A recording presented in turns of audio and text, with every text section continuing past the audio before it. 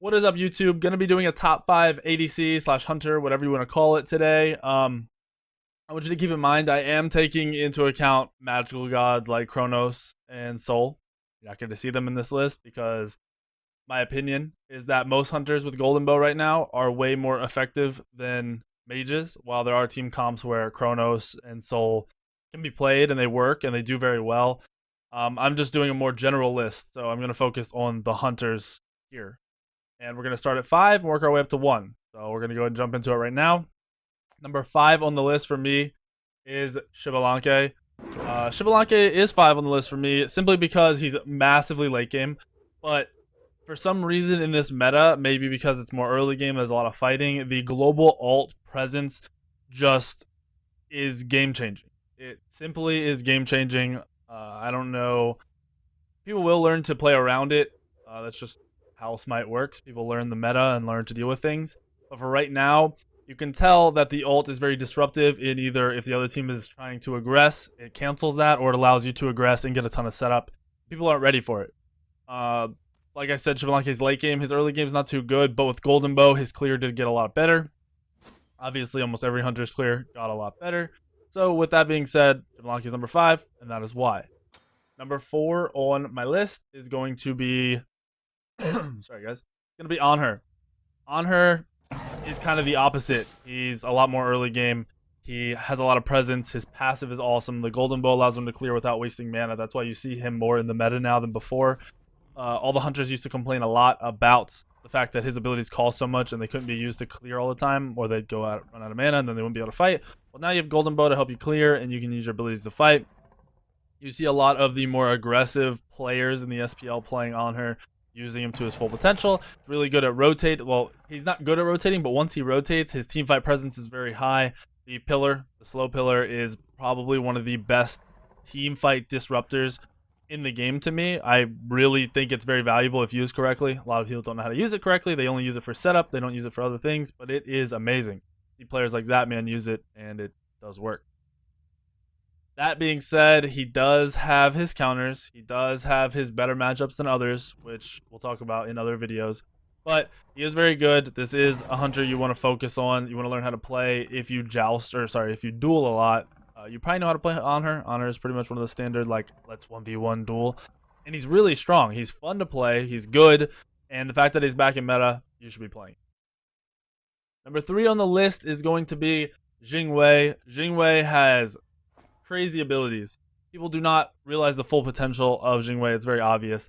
But those really top level hunters are playing her and doing amazing with her. Rotations are crazy. If you back and fly out of base, you can pretty much rotate anywhere you need to on the map, unless they're on the other, like your team is in their jungle, then it's gonna be a little bit harder, but you can still get there very fast. Not quite Apollo level, but it doesn't cost anything for you to use. It's not an ability. So the fact that you can back and get somewhere is kind of disgusting. You have a lot of damage out of your 1. It actually hits harder than most people think. And the fact that you can escape out of pools like Sobek, plucks, and knockups and stuff like that is kind of ridiculous and very, very useful. Jingmei has an ult that is one of the best escapes in the game. You can your CC immune, you can get over walls, you can do crazy stuff, you can get out, you can use it for damage, whatever you need to do.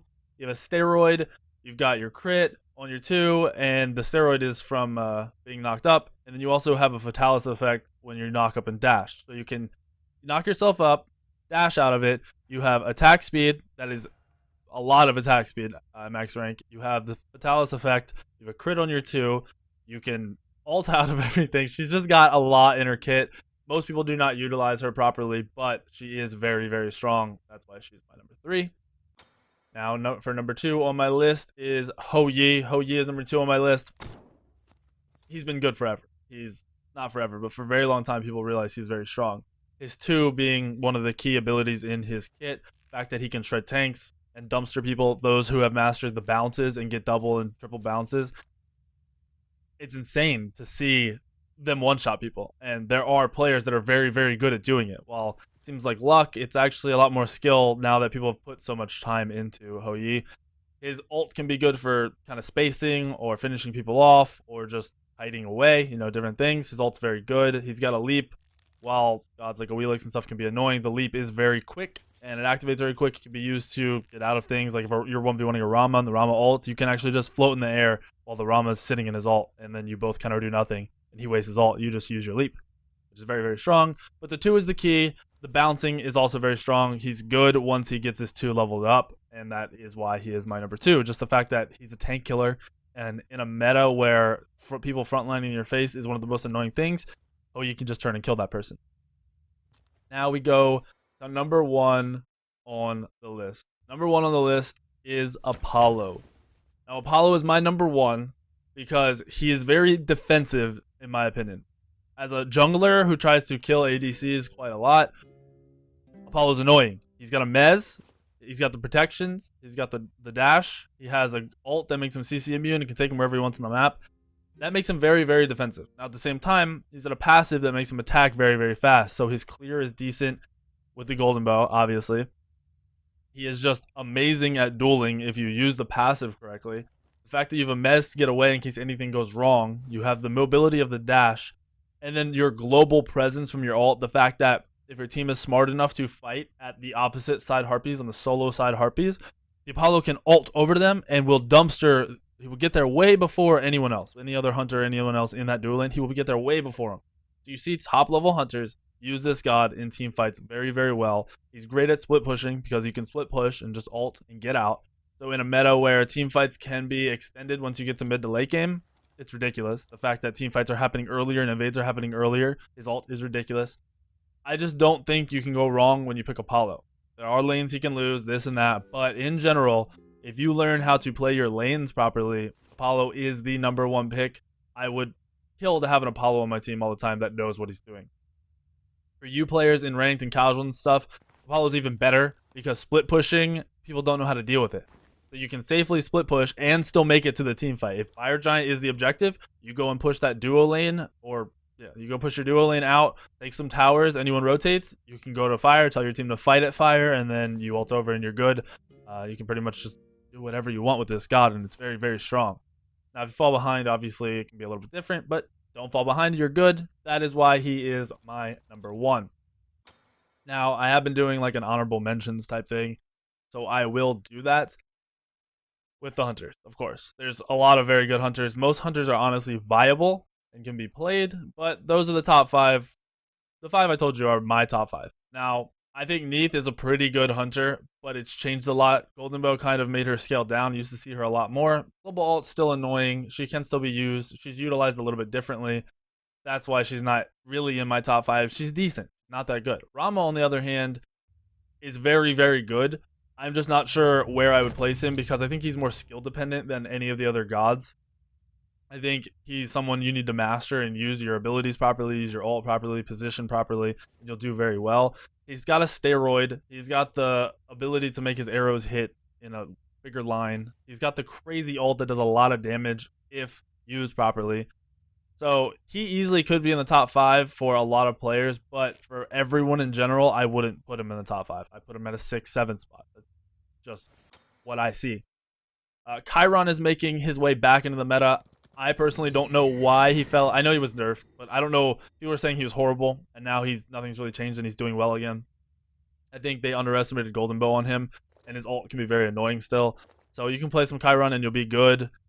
Little bit more of a... You have to learn to play him properly and position everything kind of like Rama, in my opinion. Use the ult properly and not be called out. But he is very, very good.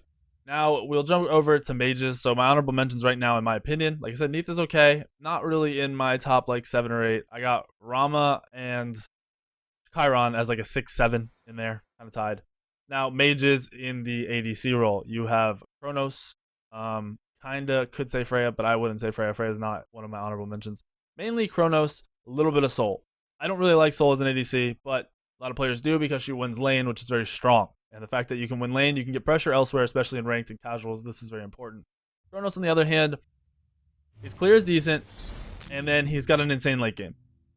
The reason I don't put my mages in the top 5 are because I feel like with Golden Bow, the pressure is good, and then your ability to kill Gold Fury. Not many people use Kronos wisely or play the game smart enough to do a Gold Fury with a Kronos, because that would require a lot of not bouncing back and forth between another teammate rather than just using your lifesteal or whatever and shredding the Gold Fury. Now, with your Hunters, you can do Gold Fury easier, in my opinion. That's why Hunters are going to be in my top 5 for a while. Kronos is very good. Kronos could easily be in a 6-7 spot with Chiron and with Rama. But I just don't see him because of what I said about Gold Fury and the fact that Golden Bow is good. So if you like mages in the ADC role, you can play Kronos and Soul, and you'll more than likely be okay. Nothing will go too wrong. Make sure you focus on what you're going for. Kronos more late game. Soul does well late game, but also clears very, very, very well early. So with Soul, you need to get some pressure out after you clear in the other lanes, in their jungle, whatever. Make sure you do that, and you'll be good. And those are the gods that I would play if I was playing Hunter. You know me, I do like the Hunter role. I think it's fun. I like playing Hunters, even if I play them in the jungle. I do like playing them in the duo lane. They are very, very fun. These are what I would focus on, so you guys should do that. Hopefully this video helps you guys. If you have any comments or anything, obviously, drop them below. Can we see if we can get this video to, let's say, 1,000 likes? That would be pretty cool. Those of you who watched till this point, please go ahead and drop a like and leave a comment. I will see you guys in the YouTube video tomorrow. Sacred stone. Oh, this you crazy mother.